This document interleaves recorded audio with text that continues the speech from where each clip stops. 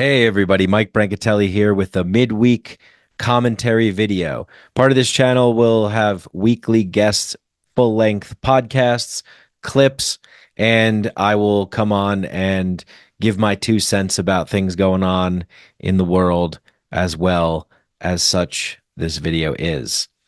So, the thing that I want to talk about today is one of my good friends, Adam Aronovich, who was a past podcast guest on Mycadelic.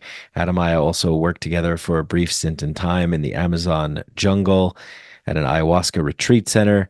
And he's become a real good friend, and he's got a great page. And sometimes I've collaborated with him and made some comical, satirical memes. Adam will also be on this show as well because I have a lot that I want to talk to him about. And his recent post on his page, Healing from Healing, was so juicy and just was something that I felt like I wanted to chime in about. And I started writing a comment and I realized this is just too much, too long of a comment to post. So I'm going to do a video about it.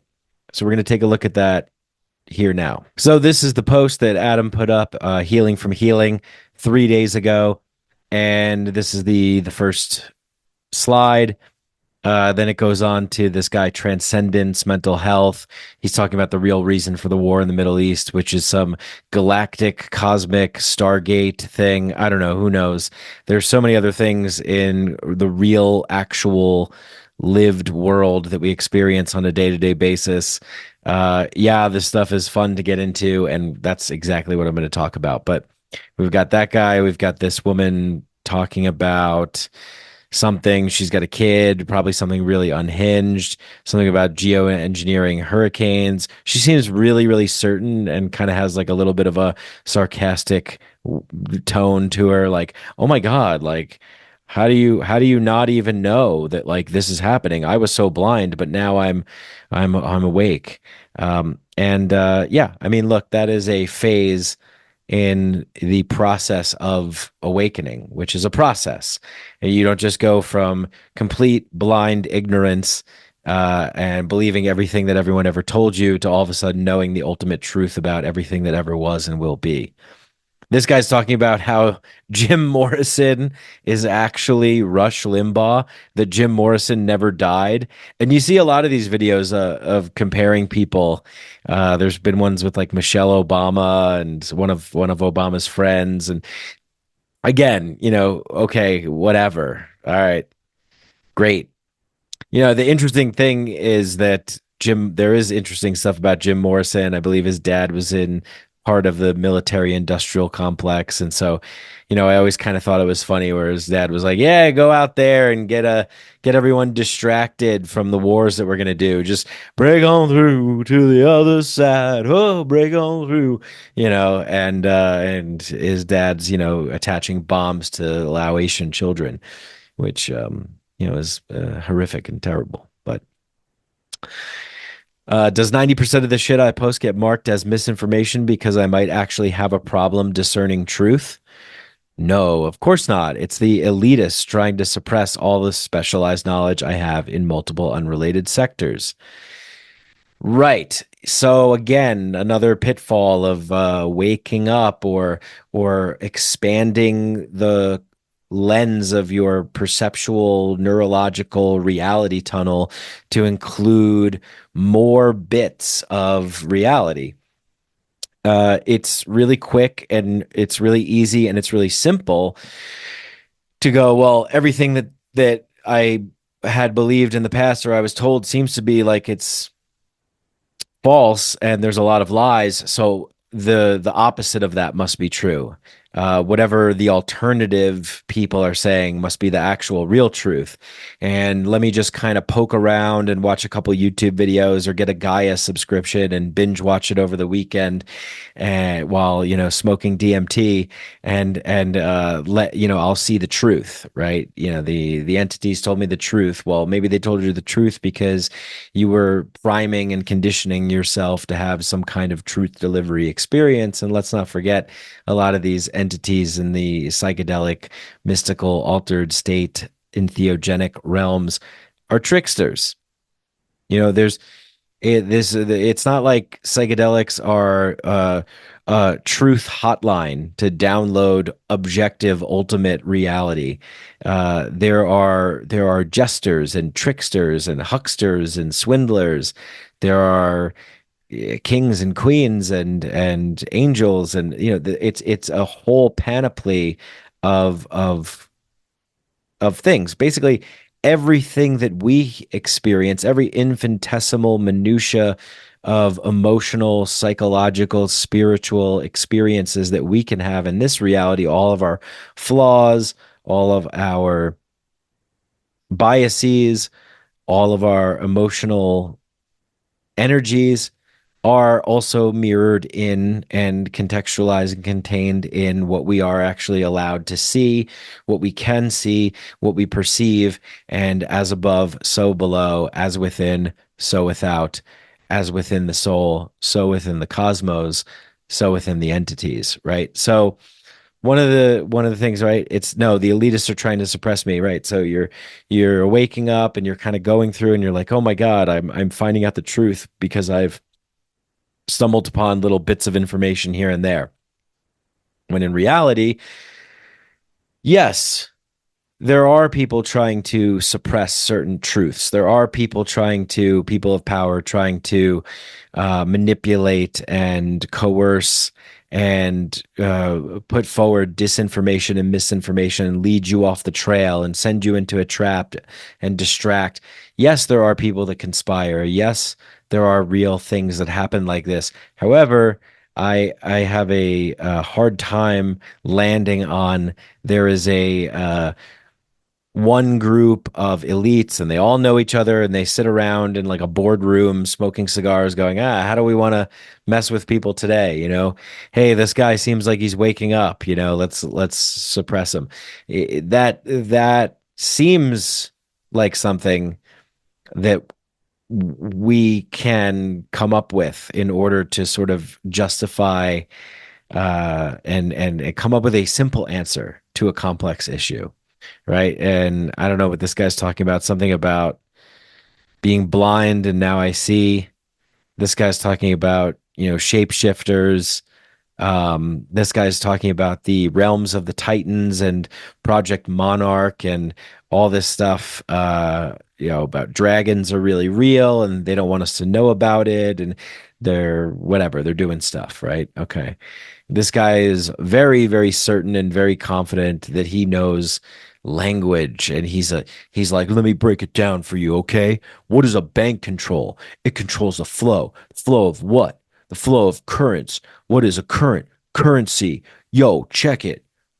Drop that knowledge. And then like at the end of the video, he's like, boom, what's up? Right? Welcome to the big leagues, motherfuckers. There's this sort of like arrogance that comes along with people who are sort of newly initiated on the path to their own self-discovery and unfolding the discovery into the world. And I was there, so have some compassion. People be saying things so definitely, like, man, I think it depends. Yeah, right. Yeah, human meat. Okay. Don't eat at McDonald's. I don't know what, maybe they have it. I don't know. Something about cabbage being plastic. They want you to get a job so you can't drive around for hours and notice the pattern. Well, yeah, I mean, notice the pattern that everything is built to keep us functioning as continual producers and consumers marching to the tick-tock of the master clock. That is an abstract concept that we've sort of taken from the infinite realm and made finite so that we can work many hours and focus on leisure time when we're not working and not really educate ourselves and pay attention to what is actually happening in the world, all of the actual real problems we face, like people starving and dying and not having places to live and things being very expensive and politicians and corporations that are corrupt and greedy and So the perverse incentive system of the industrial technological society wants us to be on a fast pace. I mean, the want part is where it gets tricky. It's like it's not that they want it to be that way. It's just the way in which it has been manifested and the way in which people exploit it and capitalize on it, and they don't want it to change because it benefits them. So it's like it's just something that's like an incentive system. It's an incentive system.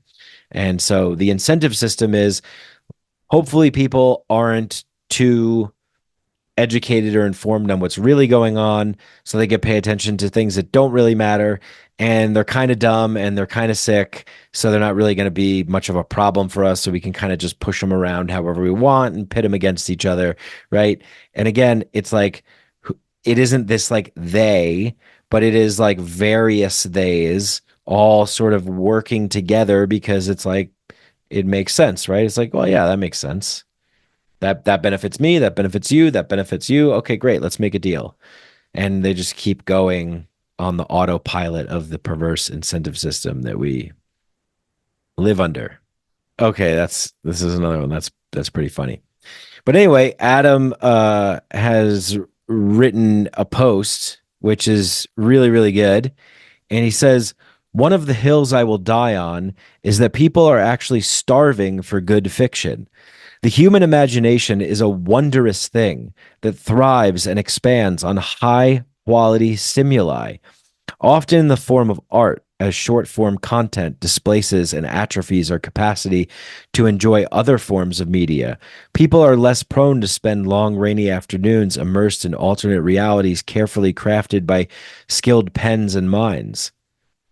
We are helplessly trying to satisfy our need for fantasy and sci-fi with the junk food equivalent of the nourishing tales of Jules Verne, Isaac Asimov, or Arthur C. Clarke, and replacing it with YouTube tier lists and TikTok digital lobotomies. The mind yearns for the wondrous, for the astonishing, for the eerie, uncanny, mythical, mystical, and fantastic. Perhaps the meta crisis is indeed first and foremost a crisis of the imagination. Good content is increasingly harder to find in the ocean of trash that is the second screen streaming industry, where most shows and movies are actually designed to appeal to people who will be half watching because they are staring at their phones anyway. What hope do we have, even if the few things that we do choose to watch to ignite our imagination already take into account that we are not paying attention anyway? I don't know where this is going. I guess it's just a reminder to read more books and not the anemic, self-referential, and aesthetically bankrupt self-help kind, but like actual quality fiction. Maybe if we satiate our mind's actual need for fantasy and fiction, and we take steps to nurture our imagination in healthy, wholesome ways, we can mitigate the need to project those fantasies into the complex world of interdependent material and social realities we all inhabit and somehow have to be able to navigate through shared sense-making structures, lest we let those who seek to undermine every and any sense of trust in our epistemic frameworks win and plunge civilization fully into a post-truth world dark age where we are all drowning in misinformation, yet starving for knowledge, and where ultimately absolutely nobody knows their ass from their elbow. And then he asks if you feel like sharing recommendations for good fiction, please do so. Well, I really enjoyed that post, and it led me to really think about these things that have been occupying my mind, which has been, yeah, the need for beauty and imagination and fantastical, magical realities to mingle within our reality. I remember the first very profound psychedelic experience that I had on LSD at a music festival in 2012, and I just was like why can't the world just be like this all the time? Why can't I walk into a magical forest with LED lights and go into some oracle portal where a mystical gnome figure is serving tea and there's friendly faces everywhere and everybody is sharing and caring and joyful and there's good music and good people and good food. It was a little depressing afterwards to sort of come back into ordinary general consensus mainstream reality. And I think this sort of crisis of imagination, the starvation for high quality fiction, it's important to recognize that this isn't just a cultural concern, but this is a deep psychological, archetypal, collective energy that is bubbling. And our ability to imagine and engage with fantasy isn't just about entertainment. It plays a critical role in how we process reality and construct meaning out of a meaningless world and navigate our emotional lives. Thinkers like James Hillman and Carl Jung would likely argue that the mythic, archetypal, symbolic aspects of storytelling are essential to the development of the psyche, that they're not additions that are nice to have as little accessories or ancillary pieces or ornamental background filler, but they are vital, vital, vital pieces. Storytelling, good stories and good narratives and good myth and good symbols and good characters, good energies, things that are filled with the things that light us up, that make us feel alive, that make us feel the meat on the bones of this world. When we starve ourselves of rich symbolic narratives, we risk cutting ourselves off from a vital source of psychological nourishment, and the increasing dominance of short form content and the erosion of our capacity to engage with deeper, longer form stories is spot on. I mean, people are anesthetized. They are drugged out, numbed out. They are distracted. They are desensed. We occupy a reality where the predominant form of our sense eight experience is relegated to the ocular and auditory realms, that we are really using the majority of our experience is being filtered through the eyes and the ears, what we see and what we hear, what we see and what we hear. And there is so many more senses and sensory input data points that to feel into to really get the full nectar of the reality that we are immersed in. So, yeah, it not only diminishes our capacity for empathy and reflection, but it weakens our inner mind's eye imaginative worlds. Fiction allows us to live other lives, as J.R.R. Tolkien created such a beautiful world with Lord of the Rings, and George R.R. Martin with Game of Thrones, and George Lucas with Star Wars, and obviously influenced by Dune, Frank Herbert with Dune, like this deep world building among many others, right? I'm just naming a couple, but we are able to expand the scope of our emotional and intellectual sense eight experiences. You know, fiction and myth serve as a form of psychological rehearsal for dealing with life's complexities, infinite nuance, infinite labyrinth of paradoxes in our experience. And we have become very dependent, anesthetized, and acquiescing to the easiest and laziest forms, which diminishes our internal, empowered, embodied, lived experience of anchoring ourselves in our true sense of authentic self and becoming a part of society and becoming a part of culture. And without that, the imagination dies, and society breaks down without rich symbolic narratives and stories and myths to anchor our sense of self, we become more susceptible to propaganda and disinformation and this kind of post-truth environment. However, in a world where fiction has been reduced to passive consumption rather than deep, elongated engagement, we are losing this ability to really critically interpret reality and becoming desensitized. And it does make it easier for people with more nefarious intentions to exploit the power vacuum that's left by the absence of a coherent collective story and eroding this trust in shared frameworks of meaning. I think by projecting these, the mind wants to, it seems as if there is this sort of collective archetypal energy that wants to emerge, and it's pushing itself into the world. And it's very messy right now because we have been primed and conditioned for such negative framing at everything. So much so that advertisements these days are actually advertising things by saying that their company sucks, or it's like, oh, Thursday boots. I don't know, this is just a random ad that I saw. Like, oh, Thursday boots sucks because I missed out on the deal, or it sucks having these boots because now everybody stops me and compliments me on how nice my boots are, and I can't walk down the street. It's like they're actually hooking us now because we've been so primed and conditioned to respond to the negative.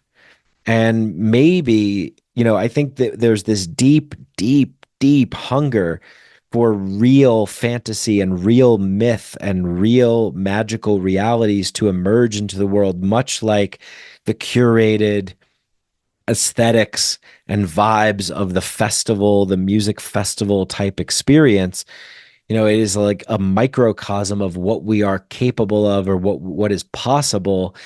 Yet it seems like the conspiracy, the control, the paranoia is coming out first, and these seductive stories also kind of deprive us of any real agency as well in the world. It's like, oh my God, like we're being controlled by blood-sucking reptilians that live in the center of the earth and are controlling us through mind control and telepathy, and they're sending the gray aliens and all of this wild stuff. I think it's the breaking of the dam of the curious and the imaginative, and the weird and the wacky and the woo are grabbing hold of people, because that is what we've been primed and conditioned to latch onto, is to see with our blink judgments, like Malcolm Gladwell says, to assess fear and danger and assess the situation. Fiction can help us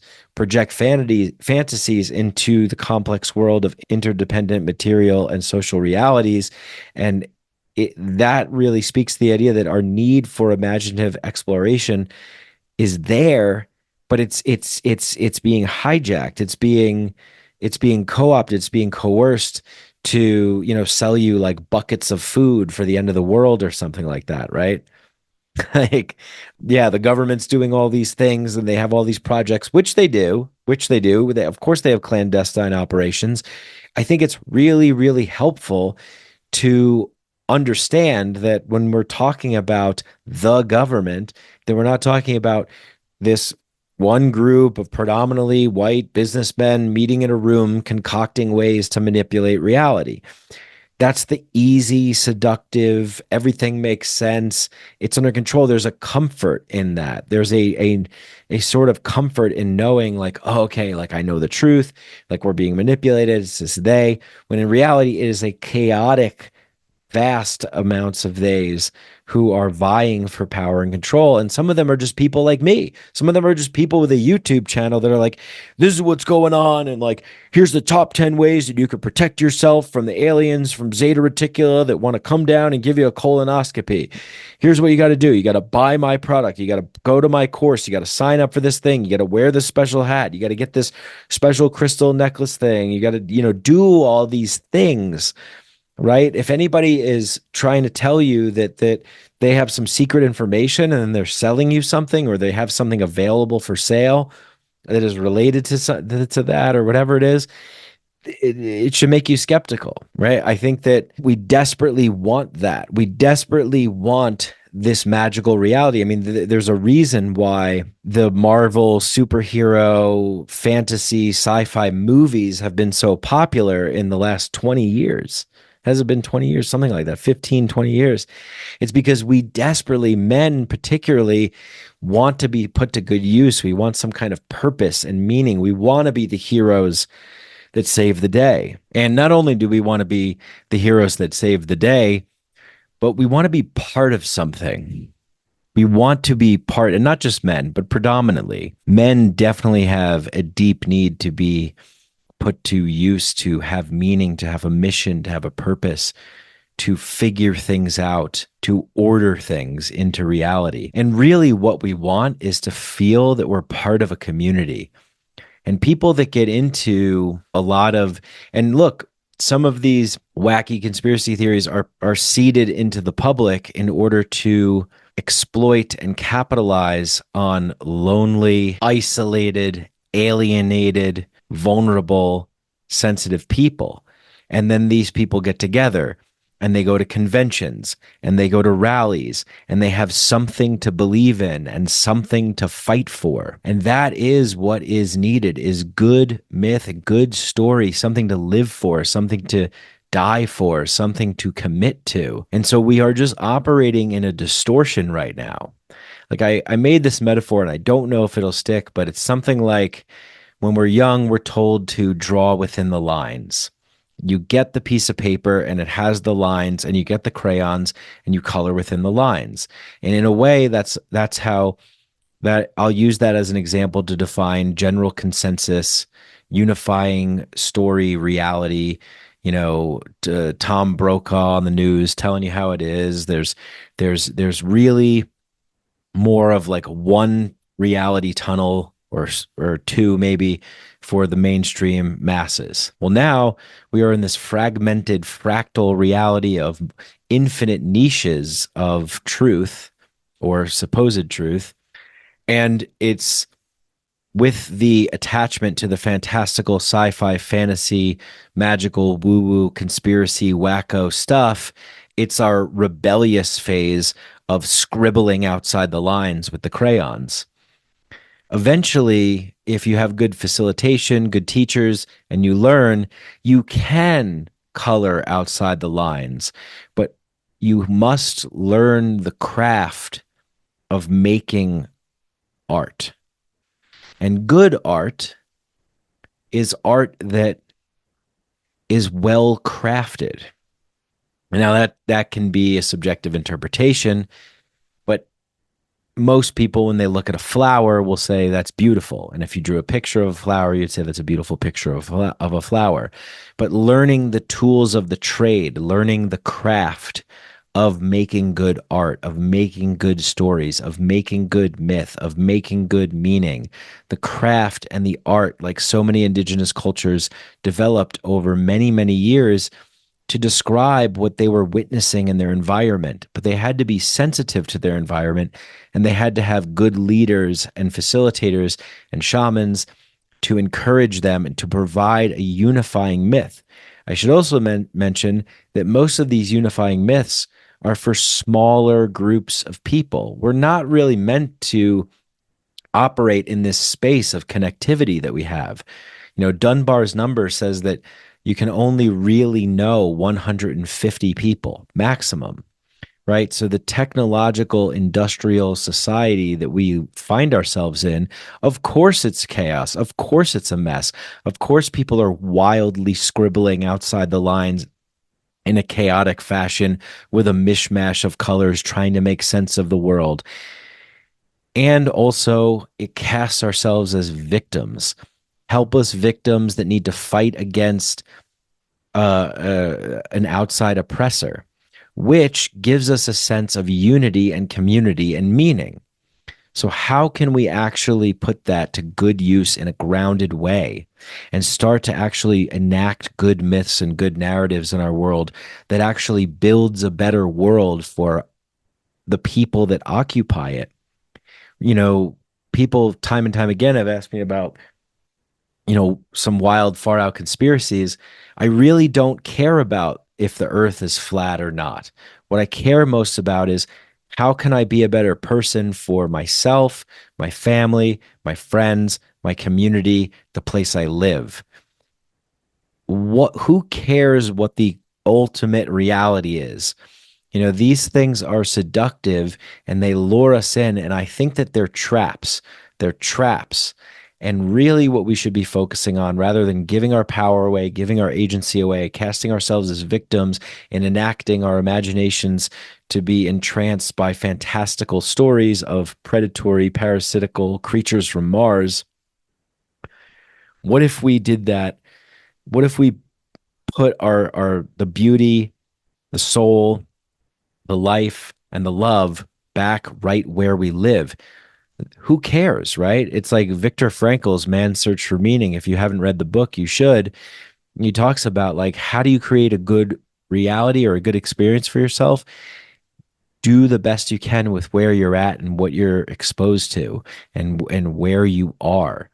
We can't we can't, if the world's flat, then the world's flat. Whatever, but I'm going to have a good time with my family and my friends and my community. And I want to make it the best, most positive, healthiest environment that I could live in. And if everybody develops these little pockets of that, then maybe, just maybe, all the pockets will connect into a web where we can actually start to work on beautifying the earth and helping heal the earth as a whole. We could focus on our little small pieces. To have a unifying myth, to have a unifying reality is important. To have a sense of meaning and to have a sense of community is important. To have a mission and to have a purpose is important. And maybe it's not so important to know what they're doing with Project Monarch or researching what HARP is doing and all these things, because what are we going to do about it? And even if it was true, how are we going to rally enough people together to actually believe it, right? We have to start where we are. We have to start with what we have, and we have to create good stories from that point of view. Maybe something can spread and maybe something can ripple. But again, we do need to feel that we do want to feel as men that we have a purpose, and as people we have a purpose. And I say men because I've worked with men's groups, I've worked with men, and when men don't feel like they have a purpose and they don't have meaning, they get into drugs, they get into alcohol, they become homeless, they become violent, they become deranged, they get locked up. They go to the military, they kill a bunch of people, whatever they do, they get into crime, they rob. Men need structure and guidance. And that's why these hero myths in movies in the past couple decades have been so popular. We desperately want to be the heroes that save the day, and we want to be the warriors that find out the truth and overthrow the corrupt ruling class and take back our sovereignty and yada yada yada yada yada and all that stuff. And yeah, that sounds great, and it's more complex than that. And there's more nuance to it than that. These wacky conspiracy theories are siren songs luring some of our best minds or some of the people that are most vulnerable and susceptible because they are sensitive and open people to be captured by the fear and the paranoia and the worry. And they offer this beautiful, mysterious, magical fantasy sci-fi realm for us to occupy because it is more enthralling than the boring, mundane, bureaucratic, concrete, steel, paper, pen, numbers on a screen, Excel spreadsheet reality, the vanilla file folder existence that is most of this world that we live in. It's like you get to the end boss in the video game and you think it's going to be, Bowser's castle and this epic battle and you're jumping over lava and all this stuff. And you get there and it's a giant, stack of manila file folders with all kinds of Excel spreadsheets printed out and numbers and a calculator and you're just like, what is this? Like this, I don't want that. I don't want the end boss to be Milton from Office Space. I want the end boss to be Bowser with flames and lava and a castle. It's like, yeah, it's more exciting. But I think that we do have the ability to enact different value structures into society and into culture that actually can manifest the fantasy and fictional and sci-fi realms that we long for IRL in real life in a good grounded way, like going into the enchanted magical forest at a music festival, right? Like the amazing aesthetic, the portals that they create at some of these music festivals. It's like, what would it be like if we could create that in ordinary mundane reality? What if we can brighten things up a little bit? What if we could inject more of the mythical and the fantastical? Well, we have to sort of navigate the murky, chaotic world of the postmodernist, secular, nothing really means anything, kind of world. And people are desperately grasping for meaning, so they're going to like the star seeds and the Galactic Federation and the entities and this and that and the other thing, because those are the fantastical realms that we want to occupy. And we have been primed to receive and recognize things from a negative, parasitic framework, and things are kind of negative and parasitic in our world, and so we put those fantastical stories onto what is why does the world the way it is? Why do I have to wake up at 6 a.m. and go to some school where I have to sit under fluorescent lights and hear a teacher drone on about how Christopher Columbus, just never told a lie, or George Washington chopped down a cherry tree, or Abraham Lincoln had, whatever. It's like we want something more exciting. We want to go on adventures. We want to live in a mythical, mystical, artistic, and creative world. And we don't want it to be relegated between the pages of a book and on mediated by a screen. We don't really want to be passive consumers of entertainment anymore. Although many people are, there is this deep unconscious desire to live in a more adventurous and fantastical world. It's not just about escaping reality, but it's about enriching reality by immersing ourselves in well-crafted stories that we can then bring into the material, mundane world and actually re-soul the world. And this is a very animistic idea, right? Like the principles that govern an animistic society is that everything is alive. Well, if we started to take that view, our entire value system would change. We would have to change things. We would have to change how we operate as a society. We, we wouldn't be able to do the things that we're doing now. They're abusive and oppressive and not sustainable. So many indigenous societies still to this day look at the world in this pantheonic way and in this animistic way.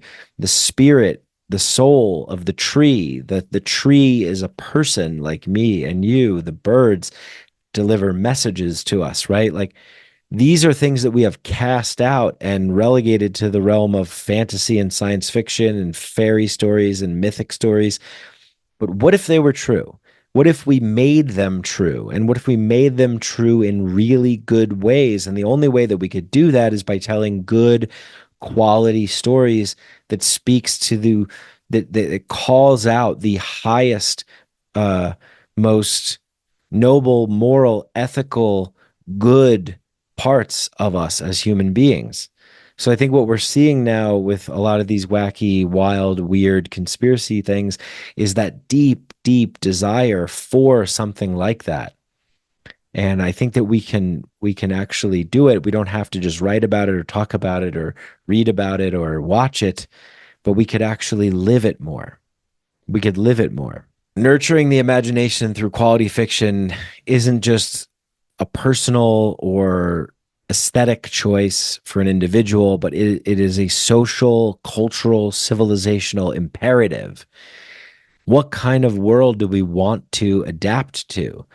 Because we can adapt to anything. We need deep, nourishing stories, nourishing to the soul in all things in an animate way nourishes us. It nourishes us. It resets our nervous systems to be in a aligned harmonic frequency with a sensitive state of awareness to what is actually happening around us. And if we were to wake up to that, maybe we would come up with stories like, my God, the forests are sick and dying. How do I know? They told me. The forest people told me. The trees told me. The birds told me. We need to enact a story here to serve the life of this being, right?